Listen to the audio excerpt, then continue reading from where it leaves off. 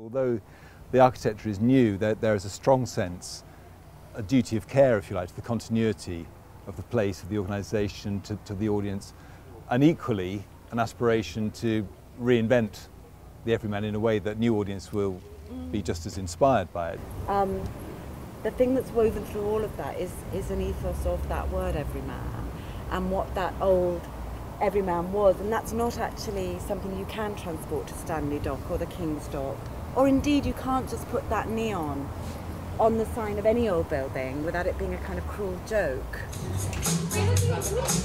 Part of a wider conversation that our studio's been having, and Katie and I have been having these conversations for many years about what makes good theatre space. You know, why do artists and audiences and directors and actors love found space and often hate new buildings? And it's a real challenge for architects.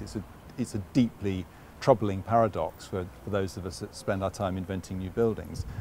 We had the chance to recycle the old building, and we had the space to do it, so we took the opportunity. We recycled or reused over 90% of the old Everyman Theatre, and part of that was we used about 25,000 of the original bricks of the chapel to make the shell of the new auditorium as a sort of box within a box of the new building. So there's a kind of Roman section, really, of air voids within the building. They've actually outperformed our calculations, which we've had a summer, we got up to 29 degrees in a windowless room of 400 people with all the lights on, and we haven't had to use any mechanical cooling. Obviously, a lot of people were saying, well, this is a big risk to be taking with a public building. It's lottery funded. Are you sure this is going to work? And of course we said, yes, of course we're sure it's going to work.